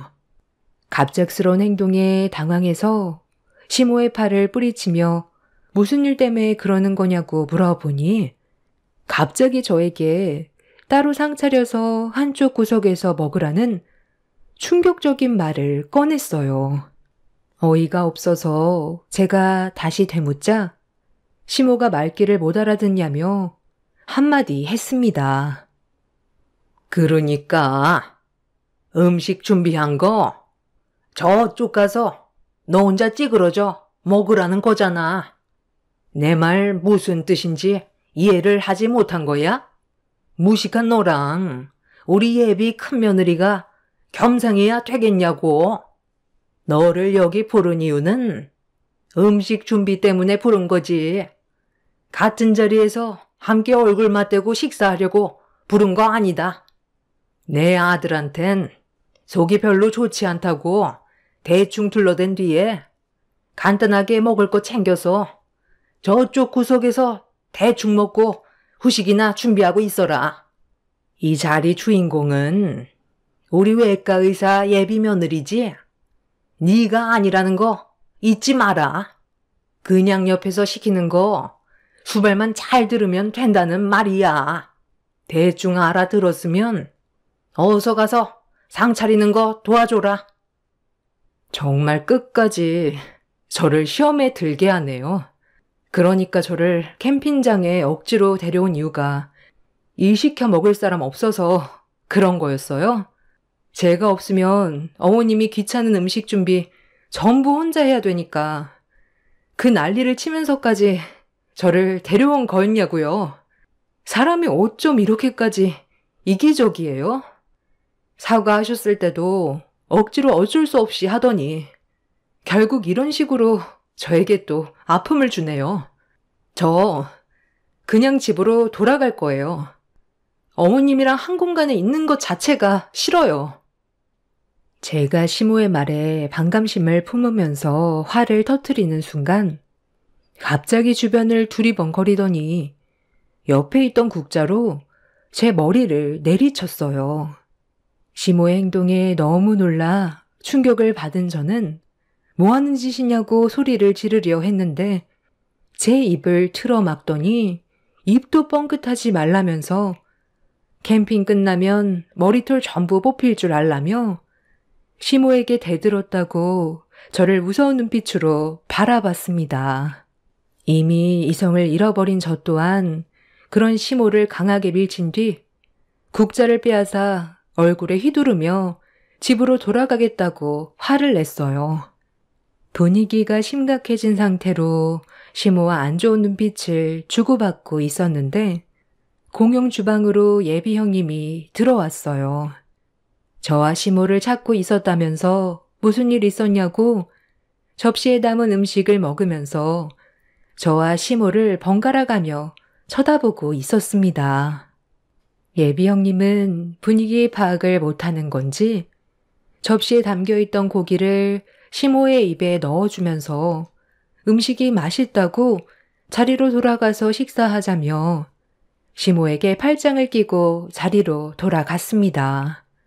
너무 예상하지 못했던 상황을 겪게 된 터라 다리에 힘이 풀려 벽에 기대고 있었는데 그 사이 남편이 공용 주방으로 들어왔어요. 제가 눈시울이 붉어져 있는 모습을 보더니 급하게 달려와 무슨 일이 있었냐고 물어보는데 좀 전에 있었던 일에 대해 또다시 입 아프게 얘기하고 싶지 않아 집으로 돌아가자며 시모와 안 좋은 일이 있었다고 얘기했어요. 그런 저를 지켜보던 남편은 걱정이 됐는지 차에서 잠깐 쉬고 있으라며 시부모님한테 얘기한 뒤 돌아오겠다고 하길래 그 말에 고개를 끄덕였습니다. 그렇게 남편은 시댁 식구들이 있는 곳으로 향했고 저는 그 사이 화장실에서 볼일을 좀 보고 있었어요. 시모 때문에 순간적으로 너무 긴장을 해서 그런지 화장실이 급했었죠. 아주버님이 캠핑 장소를 정했었는데 하필 가는 날이 장날이라고 그날 화장실 공사를 하고 있어서 재래식 공용 화장실을 사용할 수밖에 없었어요. 옆에선 화장실 공사 때문에 상당히 시끄러웠었죠. 공용 화장실이 2개밖에 안 돼서 기다리는 것도 그랬지만 무엇보다 위생적으로 좋지 않았어요. 그곳을 최대한 빨리 벗어나고 싶었는데 배가 아파서 화장실에 오래 앉아 있었습니다. 그런데 제 옆칸에서 누군가 노크를 했어요. 화장실이 급해 휴지를 챙겨오지 못했다면서 볼일이 끝나면 휴지 좀 달라는 말이었는데 목소리를 듣는 순간 시모라는 걸 단번에 알 수 있었고 저는 어떠한 대답도 하지 않고 있었습니다. 제가 아무 말도 하지 않고 있자 휴지 좀 빌려달라는데 왜 말이 없냐고 화를 냈어요. 저기요. 왜 대답이 없어요? 아유, 음식이 뭐가 잘못됐나? 갑자기 배가 왜 이렇게 아픈 거야? 저기요. 지금 볼일 보는 거 다 알고 있으니까 끝나시면 휴지 좀 잠깐 빌려주세요. 급하게 들어오느라 챙겨온다는 걸 깜빡했네요. 아니, 여긴 어떻게 된 게 화장실 안에 휴지도 없는 거야? 제 말 지금 무시하는 거예요? 알아서 해결하세요. 저도 제가 쓸 만큼만 챙겨와서요. 어머님 드릴 정도의 양은 없을 것 같은데요. 먼저 화장실에서 나가도 챙겨드리지 않을 거예요. 뭐야? 너 지금 아까 그 일 때문에 나한테 복수하는 거니? 여기 냄새도 지독한데 언제까지 여기 있으라는 거야? 휴지 갖다 주는 거 힘든 것도 아니잖아. 힘든 건 아니죠. 하지만 어머님이 볼일 본 그 냄새를 제가 맡아야 한다는 게 힘든 거죠. 알아서 처리하세요. 그럼 전 이만 볼일 끝났으니 먼저 나가볼게요. 저기요. 안에서 볼일 보시는 분 죄송한데요. 지금 많이 급해서 그런데 좀 더 서둘러 주시면 안 될까요? 지금 막 나을 것 같거든요. 부탁 좀 드릴게요. 오래 버티지 못할 것 같아서 그래요. 아니, 도대체 캠핑장을 어떻게 알아봤길래 이런 곳으로 자리를 잡은 거야? 저기요, 일단 해결을 전부 못 하셨더라도 중간에서 끊어주면 안 될까요?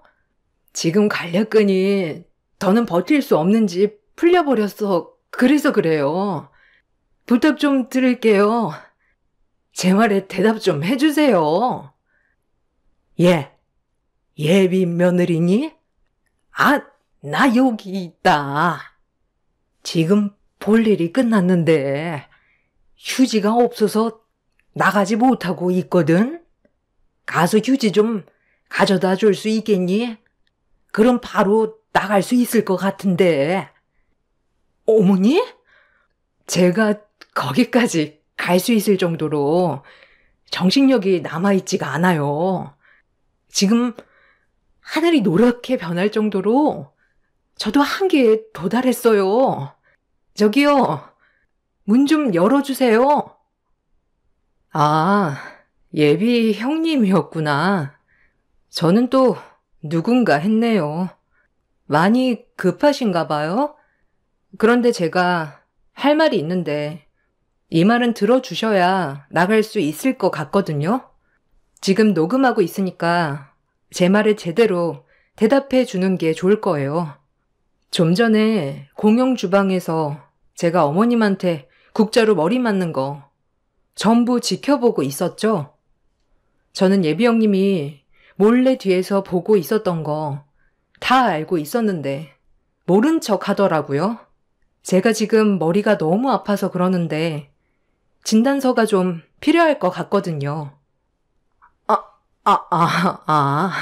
알고 있었어요? 괜히 크게 만들고 싶지 않아서 그냥 모른 척 했었거든요. 원하는 게 진단서인가? 그거 내가 끊어줄게요. 그거 어려운 거 아니거든. 그러니 제발 이제 그만 문 좀 열어줘. 부탁할게요. 그리고 공용주방에서 어머니한테 당했던 거 법적 증인 필요하면 내가 해줄 테니까 제발 문 좀 열어줘. 시모는 옆칸에서 저에게 휴지를 달라고 애원하고 있었고 문 앞에서는 예비 형님이 머리를 문 앞에 조아리면서 문 좀 열어달라고 애원하고 있었습니다. 제가 원하는 걸 얻었던 상태라 나을 것 같다는 예비 형님의 말에 볼일을 끝내고 화장실 문을 열고 밖으로 나왔어요. 그 순간 예비 형님이 저를 밀치면서 급하게 화장실 안으로 들어갔는데 갑자기 작은 비명 소리가 화장실 밖으로 들려오고 있었습니다. 바지를 내리려는 순간 관략근이 풀려 버렸는지 이미 바지에 실수를 한 것 같았어요.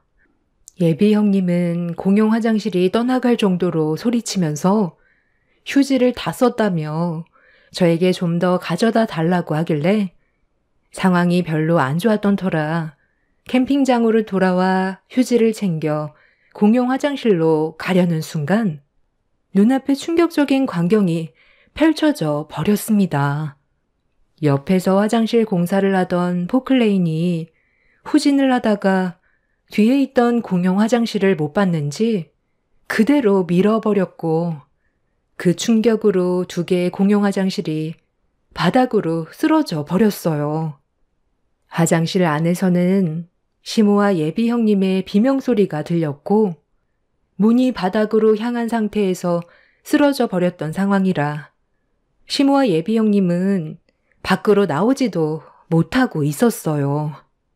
공용 화장실이 쓰러지면서 바닥으로 악취나는 분뇨가 새어나오고 있었습니다. 포클레인 운전기사는 공용 화장실 안에 갇혀있는 시모와 예비 형님을 꺼내기 위해 공용 화장실을 돌렸고 그렇게 겨우 문을 열고 탈출할 수 있었던 2 사람은 온몸에 분뇨를 덮은 채 살려달라며 그 자리에서 쓰러져 버렸습니다. 캠핑장 사장님과 포크레인 운전기사는 물호수를 이용해 2 사람 몸에 붙어있던 분뇨를 씻어낸 뒤 겨우 밖으로 끌어냈지만 그 냄새가 온 캠핑장에 진동을 했어요. 급하게 캠핑장 사장님이 죄송하다면서 악취를 참으면서 2 사람을 부축해 샤워실로 데리고 가는데 아주버님이 그런 예비 형님의 모습을 보고 경악하면서 코를 막고 있었습니다. 그 모습을 본 예비 형님은 아주버님한테 가까이 다가가 얼굴을 향해 사정없이 뺨을 올려쳤어요. 뺨을 맞은 아주버님은 그 자리에서 오바이트를 했고 집안 전체가 아수라장이 되어 버렸죠.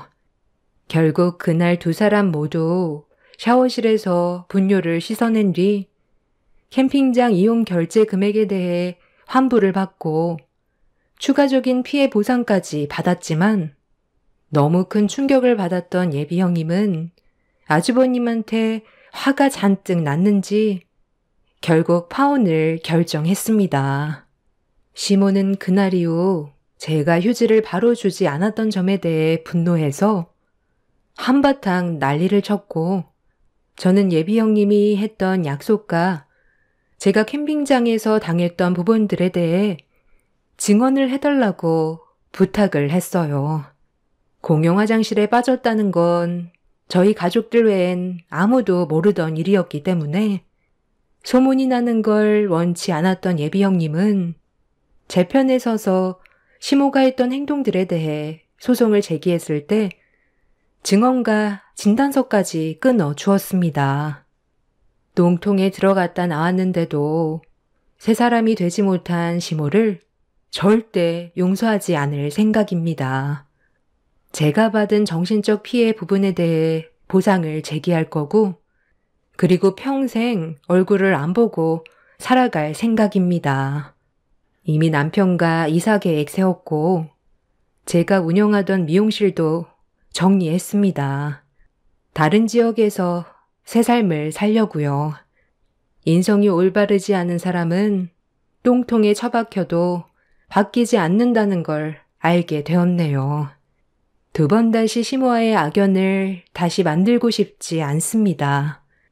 그래도 그런 상황들이 제 속을 조금이라도 후련하게 만든 것 같아요.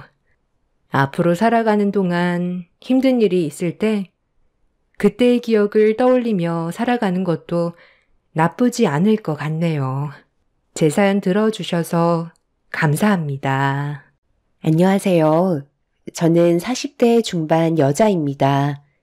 살다 보니 별의별 일을 다 겪게 돼서 사연을 신청하게 되었습니다.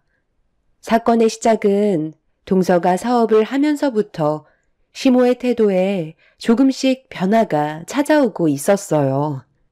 저보다 늦게 결혼한 동서가 남편보다도 나이가 많아 시동생과의 나이 차이가 꽤 나는 상황이었습니다. 그래서 처음에는 결혼을 심각하게 반대를 했었죠. 동서는 남편보다 2살 많았고 시동생과는 5살의 나이 차이가 있었어요. 저도 남편보다 3살 연상이기 때문에 시모는 또 연상이라며 상당히 마음에 안 들어 했었지만 시동생의 설득 끝에 결국 서로는 결혼을 하게 되었습니다. 처음에는 동서가 마음에 안 들었었는지 표현을 많이 안 하셨었는데 어느 날부터인가 시모의 태도가 갑자기 바뀌기 시작했어요. 그리고 오히려 저를 막대하며 상처를 주고 있었죠. 알고 보니 저는 일도 안 하는 주부이지만 동서는 회사를 다니다가 사업을 시작했는데 처음 하는 사업이 잘 풀리게 되면서 월 900 정도의 순수익을 가져오게 되는 좋은 성과를 얻을 수 있었죠. 규모가 크지 않기 때문에 투자 대비 수익성은 꽤 높은 편이었고 앞으로의 발전 가능성을 봤을 때 동서의 사업은 미래가 밝아 보였습니다. 그리고 돈이 많이 벌리기 시작하면서부터 시모가 동서에게 거는 기대가 커졌고 저에게는 얻을 게 없다고 생각하셨는지 말과 행동을 함부로 하셨어요.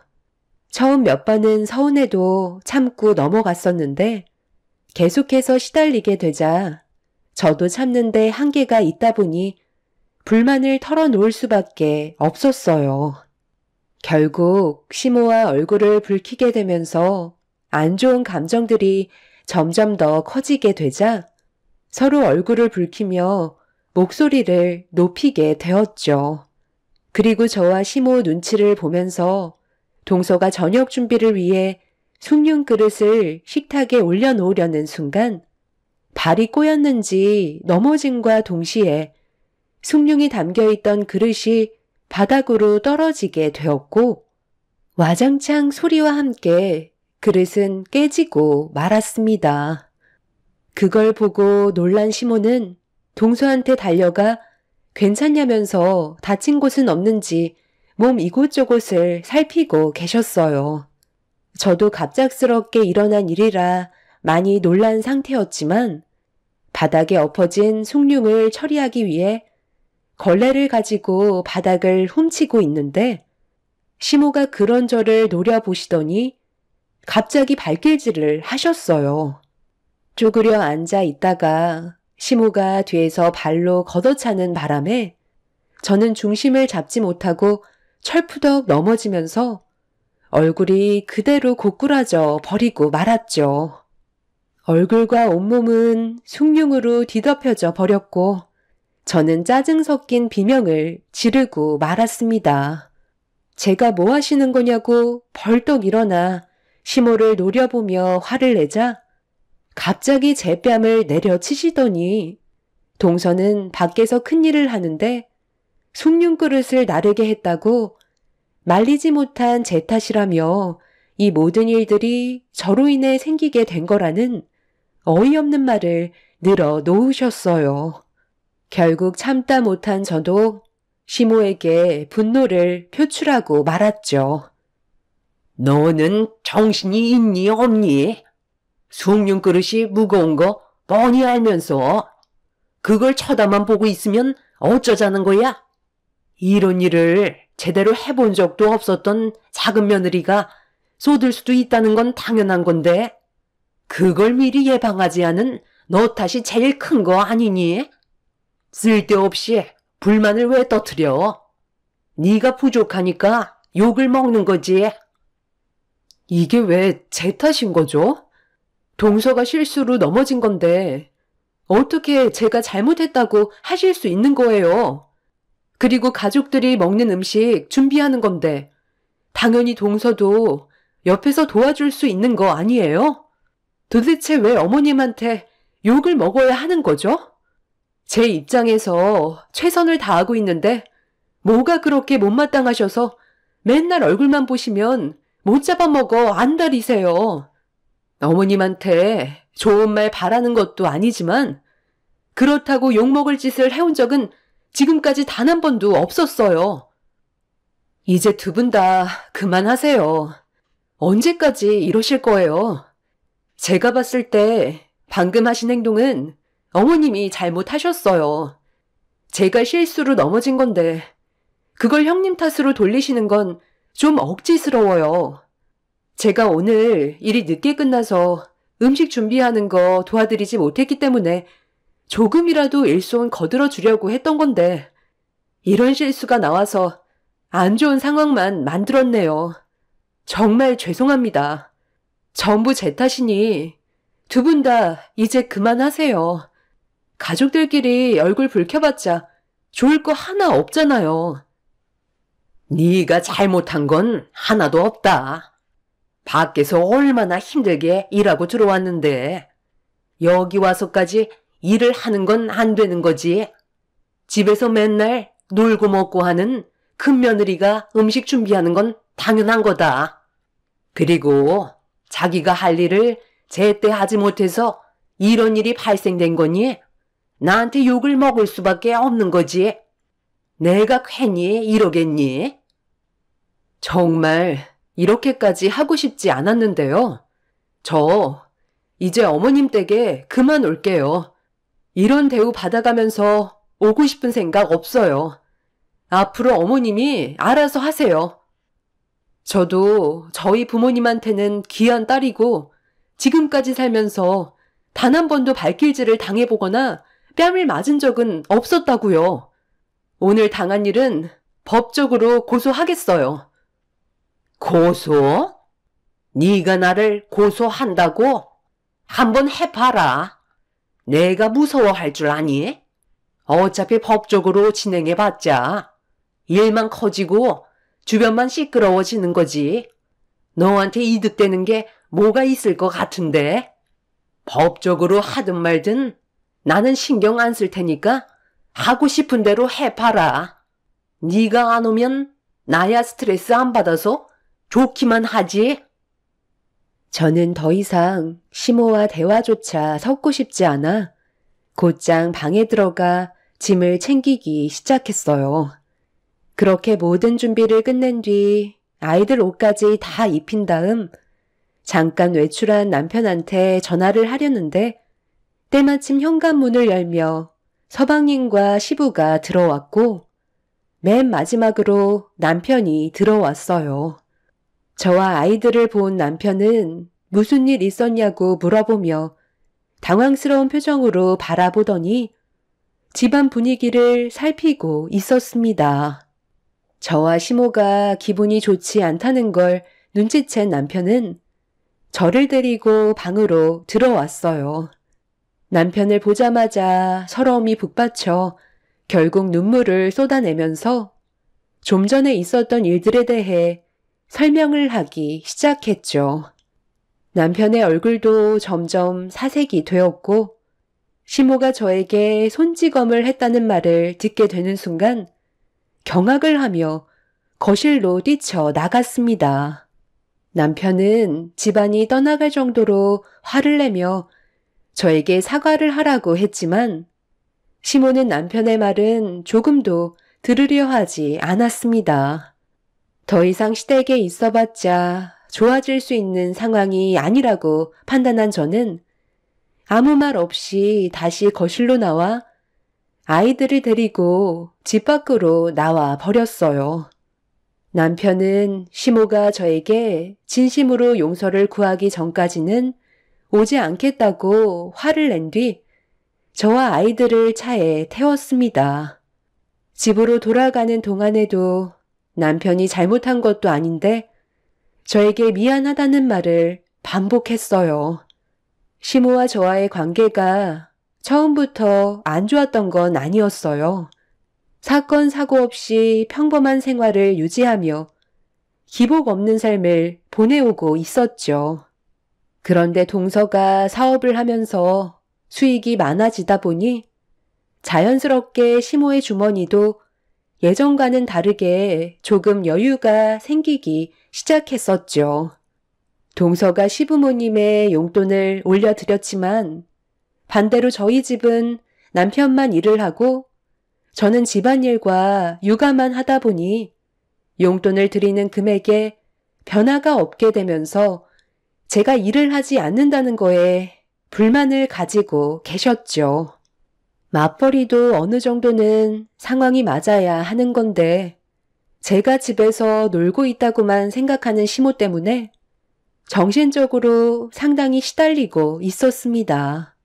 저는 아이들만 셋이고 동선에는 아이를 가지는 것보단 지금의 삶에 만족하며 살아오고 있었기 때문에 저와는 상황 자체가 달랐어요. 동선에 왜 앞가림만 하면 되니 돈 나갈 것도 많지 않지만 저희 식구는 총 5식구가 먹고 살아야 되다 보니 남편의 월급으로 시부모님 용돈 드리는 것도 쉽지 않았습니다. 이런 데서 오는 시모의 불만은 저에게 상당한 정신적 고통을 주고 있었죠. 이런 생활들이 유지가 되오면서 결국엔 서로가 느끼는 안 좋은 감정들이 터지게 된 거였고 한동안 얼굴까지 안 보게 되는 심각한 상황을 초래하고 말았습니다. 그렇게 한바탕 난리가 나고 몇 달 동안 시댁에 발도 들이지 않았어요. 연락이 오지도 않았지만 저 또한 먼저 전화하지 않았습니다. 그리고 그날 이후 매달 시부모님께 드렸던 용돈까지 끊어버렸죠. 동서한테 받는 돈이 있으니 저희가 드리는 용돈은 필요가 없다고 생각했었어요. 그런데 정말 황당했던 게 시모에게 문자 한 통을 받는 순간 기분이 너무 안 좋았었습니다. 서로 연락을 안 하고 지내도 돈은 제때에 보내라는 문자였죠. 어이가 없어서 답장조차 안 하고 있자 아쉬운 사람이 먼저 찾는다고 시모한테 시도 때도 없이 전화가 오기 시작했어요. 쉬지 않고 연락을 해대니 짜증이 난 저는 전화를 받았습니다. 왜 자꾸 전화를 하시는 거예요? 어머님이랑 저는 연락 끊고 지내기로 했잖아요. 그런데 왜 용돈을 드려야 되는 거죠? 그렇게는 못 해드리겠는데요. 그게 네 돈이냐? 내 아들 돈이지? 너한테 용돈을 받는 게 아니라 내 아들한테 받는 용돈이라는 거야. 그런데 그걸 왜 네가 중간에서 가로막고 있는 거니? 제가 돈 관리를 하고 있고 그이도 동의한 부분이니까요. 그래서 앞으로는 용돈 안 드리기로 결정을 한 건데요. 그러니까 이제 어떠한 연락도 주지 마세요. 그동안 받고 있었는데 갑자기 끊어버리면 우리 생활은 어쩌라는 거니? 네가 계속 이런 식으로 나오면 상황이 점점 안 좋아진다는 거 몰라? 어느 정도 시간이 지났으면 서로 좋게 풀 생각을 해야지. 언제까지 꽁에 있을 건데? 내가 발길질하고 뺨 한 대 톡 친 거 가지고 이렇게까지 해야 되겠니? 뺨 한 대 때린 게 지금 별거 아니라는 말씀이세요? 어머님은 아직까지 저에게 조금도 미안한 마음이 없으신 거죠? 확실하게 알겠어요. 아마 평생 동안 얼굴 볼 일 없을 것 같아요. 장례식장에 발도 들이지 않을 거고 그이한테도 방금 저에게 하신 말씀 그대로 전해 드릴게요. 그냥 갈 때까지 한번 가보려고요. 시모는 용돈까지 끊었다고 저에게 화를 내시는데 더는 듣고 있을 필요가 없을 것 같아 전화를 끊어버린 뒤 전원을 꺼버렸습니다. 그날 남편한테도 전화가 갔었는지 퇴근하자마자 시모에게 연락받은 거 없냐고 물어보길래 좀 전의 상황에 대해 설명을 해줬었죠. 남편은 시모에게 1원 한 푼도 주지 말라며 실망감을 감추지 못했습니다. 그래도 어느 정도 시간이 지나면 저에게 했던 행동이 잘못됐다고 생각할 줄 알았는데 시모는 더욱더 거세게 나오고 있었죠. 그렇게 계속해서 시모와 연락을 끊고 지낸 지 6개월의 시간이 흘렀을 때 저희 부부는 현재의 삶에 적응해서 전보다 더 행복한 삶을 살고 있었습니다. 그런데 어느 날 시부가 남편한테 전화를 했어요. 시모와 연락을 끊은 거지. 시부와는 지속적으로 소식을 주고받고 있었죠. 시부는 시댁에 오기 싫겠지만 직접 와서 상황을 봐야 할 것 같다며 와서 얘기하자고 뭔가 심각한 상황이 생겼는지 저희가 시댁에 와주길 바라고 계셨어요. 제 의견을 물어본 남편도 어떤 상황인지 전혀 모르겠다며 시댁에 가보는 게 좋을 것 같다고 하길래 어쩔 수 없이 저희 부부는 시댁으로 향하게 되었죠. 내키지 않았지만 전화통화로는 상황 전달이 힘들 것 같다는 시부의 말에 어쩔 수 없는 결정을 내릴 수밖에 없었습니다. 그렇게 한참을 달려 시댁에 도착한 저희 부부는 현관문 앞에 서서 잠시 머뭇거리다가 문을 열고 들어갔어요. 그리고 거실로 발을 들이는 순간 눈앞에 펼쳐진 충격적인 장면은 저희 부부를 경악하게 만들었습니다. 시모가 오열을 하면서 동서에게 무릎을 꿇고 한 번만 용서해달라고 애원을 하고 있는데 도대체 무슨 상황인지 전혀 모르고 있던 저희는 상황을 살필 수밖에 없었죠. 내가 미안하다. 이렇게 손이 발이 되도록 빌고 있잖니. 나도 지금 이 상황을 어떻게 받아들여야 할지 모르겠다. 네가 기분이 풀리지 않을 거라는 거 잘 안다. 잘 알고 계시네요. 당연히 화가 풀리지 않죠. 저에게 평생 지울 수 없는 충격적인 일을 저질렀는데 제가 용서를 할 수 있을 것 같아요? 제 인생 책임지세요. 내가 너한테 무슨 말을 하겠니? 나도 그때는 어쩔 수 없는 상황이었단다. 살고 싶었기 때문에 내린 결정이었고 단 한 번도 잊은 적은 없었다. 어딜 일어나서 다가와. 당장 무릎 꿇지 못해? 이 여편네가 천지분간 못하고 왜 자꾸 다가오려는 건데? 나는 당신이 소름 끼치게 싫다고. 나를 이렇게 만들어 놓고 지금까지 마음 편히 두 벌 뻗고 잘 먹고 잘 살고 있었나 봐. 나는 그동안 온갖 서러움은 다 겪고 살아왔었는데 딸 자식 버리니까 마음이 편했어? 태어난 지 얼마 되지도 않았던 나를 고아원에 버리고 도망쳤었다며. 내가 설마 해서 몰래 유전자 검사를 해봤는데 이게 99% 일치하게 될 거라곤 상상조차 못했었지만 당신이랑 내가 너무 비슷한 게 많아서 그런 의문을 계속 떨쳐낼 수가 없었어. 호두 알레르기가 있다는 말에 나는 정말 많이 놀랐었거든. 그러다 보니 당신을 계속 유심히 바라보게 되었고, 어딘가 모르게 닮은 부분들이 보이기 시작하다 보니까 혹시 나를 버린 엄마가 아닌지 고민을 할 수밖에 없었다고. 그런데 99%가 웬 말이야? 나를 버린 사람을 그동안 시어머니로 모시고 있었잖아. 당신 때문에 내 인생은 하루라도 편할 날이 없었어. 지금까지 힘들게 살아온 내 삶을 어떻게 책임질 건데? 고아원에 버릴 거면 낳지를 말던가. 내가 당신 뱃속에서 나왔다는 것만도 소름 끼치게 싫은데 당신은 나를 버릴 때 어떤 느낌이었을까? 나처럼 치를 떨며 버리고 도망쳤겠지. 그러니까 이렇게 마음 편히 살고 있었을 테지. 단 한 번이라도 내가 살아왔던 고아원에 찾아오기라도 했었으면 충분히 만날 수가 있었어. 나는 성인이 될 때까지 내 엄마가 돌아와 줄 거라고 생각했었는데 끝내는 오지 않더라. 그런데 이제 와서 그리웠다고? 어디서 거짓말이야? 내가 입이 10개라도 너한테는 할 말이 없다. 하지만 나도 그때는 어쩔 수가 없었어.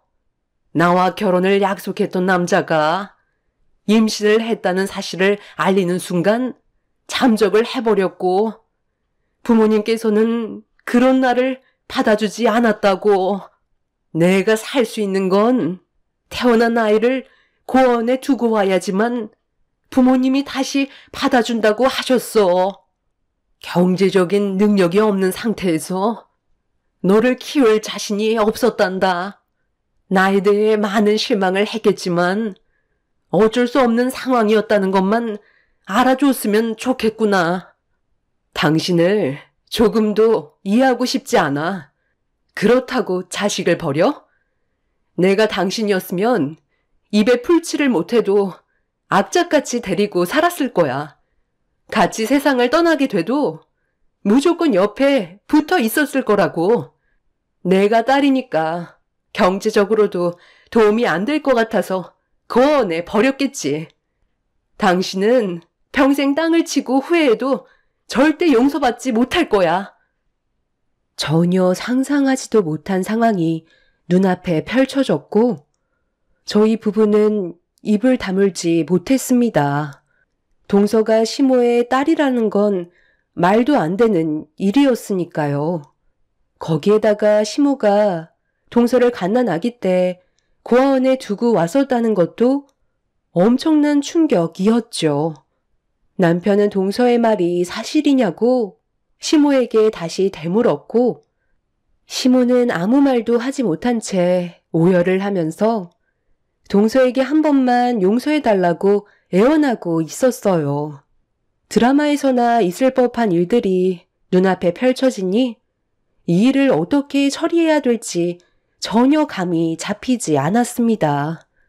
결국 동서는 유전자 검사일치 용지를 시모에게 던져버리고 시댁을 뛰쳐나갔고 시모는 땅이 꺼져라 눈물을 쏟아내셨죠. 서방님은 동서의 뒤를 급하게 따라갔고 시부와 저희 부부만 남겨진 상태에서 시모는 고개를 들지 못하고 있었어요. 이 사실을 시부는 전혀 모르고 있었는지 무서울 만큼 시모를 노려보고 있었습니다. 이런 과거가 있었다는 걸 속이고 살아왔었으니 시부가 얼마나 큰 배신감을 느끼고 있었겠어요. 그런데 갑자기 방으로 들어간 시부가 서류 봉투 하나를 시모에게 툭 던졌고 고개를 들며 시부를 바라보던 시모는 바닥에 있던 서류 봉투 안에 내용물을 확인하게 되셨어요. 그런데 잠시 뒤 시모의 손이 덜덜 떨려오면서 말을 더듬기 시작했고 시부는 말도 안 되는 설명을 하기 시작했어요. 남편은 말도 안 된다며 시모가 들고 있던 서류를 빼앗아 확인을 하게 되었고 잠시 뒤 그 자리에서 털썩 주저앉고 말았습니다. 넋이 나간 상태로 시모를 멍하니 바라보고 있던 남편의 손에 들려있는 서류를 저도 확인을 하는 순간 시모가 또 다른 엄청난 사건을 숨기며 살아왔었다는 비밀이 드러나고 말았습니다. 집 밖으로 뛰쳐나간 서방님은 시부의 친자식이 아니었어요. 유전자 검사가 일치하지 않는다는 서류였고 그동안 시모는 시부를 속인 채 서방님을 몰래 키우고 있었던 거였죠. 남편은 어떻게 된 거냐고 소리를 지르면서 빨리 해명해 달라고 하자 얼굴을 바닥에 묻은 채 벌벌 떠는 몸으로 시부와 남편한테 미안하다며 과거에 있었던 일에 대해 전부 털어놓으셨어요. 당신한테 정말 미안해. 내가 아주 잠깐 실수를 했었는데 그게 임신이 될 줄 몰랐었어. 당신이 일주일 정도 출장을 떠났을 때 아주 잠깐 한눈 판 적이 있었는데 그게 하필 임신이 됐던 거야. 그런데 나도 뱃속에 있는 아이가 당신 아이인지 아니면 잠깐 스쳐 지나간 사람의 아이인지 헷갈리더라고. 그래서 일단 낳고 보자 식이었어. 확률은 50대 50이잖아. 그렇게 둘째 아이를 출산했을 때 당신이 너무 좋아하길래 나도 태어난 아이가 당신 아이일 것 같다고 생각하며 지금까지 살아왔었던 거야. 그런데 시간이 지날수록 주변 사람들이 막내가 당신이랑 안 닮았다는 말을 계속 듣게 되니까 그때부터 느낌이 좋지 않더라고.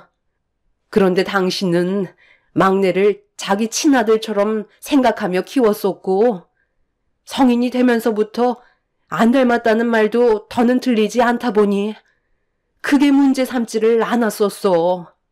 나는 유전자 검사 같은 건 아예 생각조차 하지 않았어. 그런 게 가정을 깨버릴 것 같아 두려웠던 거지. 그런데 당신이 나 몰래 유전자 검사를 해봤을지는 정말 몰랐네. 나도 얼마 전에 유전자 검사를 하게 됐던 거야. 당신은 모르겠지만 지금까지 살면서 알게 모르게 나랑 막내가 안 닮았다는 말을 계속 들어왔었고 그런 것들이 나한테는 스트레스로 왔었는지 확실하게 내 두 눈으로 확인해 보고 싶어서 결국 유전자 검사를 진행하게 되었던 거지. 그런데 내 예상과는 다르게 유전자 불일치로 나오더라. 그동안 내 친아들이라고 생각하며 모든 걸 주고 키웠었는데 내 피가 한 방울도 섞이지 않았다는 걸 알게 됐을 때 당신한테 엄청난 배신감을 느끼게 되었지. 40년 가까이 모르고 살아왔던 거잖아. 그런데 작은 며느리가 당신이 버린 친딸이었다는 또 다른 사실을 알게 된 순간 더 이상 혼자 속으로 앓고 있을 필요가 없겠더라고. 정말 다행인 건 큰아들은 나와 유전자가 일치하지만 막내는 어떻게 할 거야? 제가 알기라도 하면 엄청난 충격으로 다가올 텐데 당신이 그걸 감당할 수 있겠어? 내가 출장 간 사이에 다른 남자랑 눈 맞아서 집에까지 끌어들였다는 건데 그동안 나 몰래 그런 행동을 몇 번이나 더 했다는 거야. 당신 입에서 나오는 모든 말들이 전부 다 진실로 느껴지지 않아. 분명 숨기고 있는 게 훨씬 더 많겠지. 우리 이제 여기까지만 해야 되겠다. 아빠, 지금 이게 다 무슨 말이에요? 제가 아빠 아들이 아니라뇨. 저랑 장난하시는 거죠? 엄마, 말 좀 해봐요. 아빠가 한 말이 정말 사실이에요? 시동생이 집으로 다시 들어온 줄 전혀 몰랐던 저희는 모든 걸 다 듣고 있었는지 갑자기 나타나 가족 모두 순간 깜짝 놀라게 되었고 제 손에 들려있던 유전자 검사 서류를 빼서 들더니 잠시 뒤 손을 부들부들 떨면서 눈물을 흘리기 시작했어요. 시동생은 다리에 힘이 풀렸는지 비틀거리다가 아빠가 누군지조차 모르는 삶을 지금까지 살아온 거냐고 분노를 하면서 시모에게 소리를 지르고 있었습니다. 충격적인 사실에 견디기 힘들어하던 시동생은 결국 집 밖으로 뛰쳐나가 버렸어요. 동서가 친딸인데다가 고아원에 버린 것도 충격이었는데 시동생까지 시부의 친아들이 아니었다는 건 도저히 용서받을 수 없는 상황이 되어 버렸죠. 한순간에 시댁 집안은 난장판이 되었고 시부는 그날 이후 조금의 망설임도 없이 시모와의 이혼을 결정하게 되셨어요. 울며 불며 매달려 보기도 하고 동서와 시동생에게 연락을 취해 용서를 구했지만 누구 하나 시모의 편을 들어주는 사람은 아무도 없었습니다. 이미 남편까지 시모의 행동에 너무 충격을 받고 실망을 했는지 일절 만나주지 않고 있었어요. 그렇게 오갈 데 없이 혼자가 되어버린 시모는 남편이 출근한 틈을 타 저희 집에 찾아오셨어요. 상당히 지쳐 보이고 괴로운 모습을 하고 있는 시모를 보니 저도 어떻게 해야 될지 모르겠더라고요. 잠깐만 저와 대화를 하고 싶다는 말에 어쩔 수 없이 문을 열어 드렸습니다. 내가 요 며칠 동안 감당할 수 없을 정도로 큰일을 겪어서 너한테 사과할 겨를이 없었다. 그때 너한테 막대했던 행동에 대해서는 정말 미안하게 생각한다. 지금 와서 너한테 용서를 구하는 게 많이 늦었을 수도 있겠지만 나를 다시 받아줄 수 없겠니? 지금의 상황을 정리하기에는 나 하나로는 역부족이라 네가 옆에서 조금만 도와준다면 어느 정도 설득이 가능하지 않겠니? 내 나이가 몇인데 앞으로 혼자 살라는 거야. 나는 가족들과 함께 지내야지. 혼자 지내면 고독사로 세상 떠날지 모른다. 과거에 너한테 했던 모진 행동들에 대해서는 정말 미안하게 생각하니 나를 한 번만 도와줄 수 있겠니? 네가 우리 가족들 좀 설득시켜주면 안 될까? 이대로 이혼하는 모습 보고 싶은 건 아니지. 내 손으로 내 뺨을 치마. 네가 화가 풀릴 때까지 내 손으로 내 뺨을 칠 테니까 제발 나 좀 도와줘라. 시모는 동서가 숭늉을 쏟았을 때 제 뺨을 올려 쳤었는데 그때 행동에 대해 뉘우치고 있다며 제가 보는 앞에서 용서를 구하더니 본인 손으로 본인의 뺨을 치고 있었습니다. 제가 시모의 편에서 도와주길 간절히 바라고 계셨죠. 눈물을 흘리면서 본인의 얼굴을 손으로 치는데 정말 못 봐주겠더라고요. 시모는 이런 충격적인 일들을 겪게 될 줄 알았을까요? 몰랐으니까 저를 막대했겠죠. 아무 말 없이 시모의 모습을 바라본 저는 저 혼자 결정할 수 있는 문제도 아니고 가족들을 설득시킬 자신도 없다며 시모가 저지른 행동에 대해서는 본인이 모든 걸 수습하는 게 좋을 것 같다고 한마디 한 뒤에 조용히 문을 닫아 버렸어요. 지금 현재 시모는 본인 친딸에게 찾아가 매일같이 무릎 꿇고 용서를 구하고 계십니다. 그리고 시동생에게도 손이 발이 되도록 빌고 있죠. 시부에게도 한 번만 봐달라며 애원을 했지만 끝내 이혼을 피할 수는 없었습니다. 평범한 생활을 유지했던 시모의 삶이 한순간에 나락으로 가게 될 거라곤 정말 상상도 못했었어요. 남편과 저도 시모에게 받은 상처가 너무나도 컸었는지 현재 일절 얼굴을 안 보여주고 있는 상태입니다. 시모의 잘못된 과거의 행동들이 이제야 밝혀지게 되었고 그로 인해 모두에게 상처만 남아 버렸네요. 한순간에 혼자가 되어버린 시모는 매일을 자신의 잘못된 행동에 대해 용서를 구하며 다니고 있습니다. 아마 살아계시는 동안 용서받을 일은 없을 것 같네요. 뿌린 대로 거둔다고 하죠.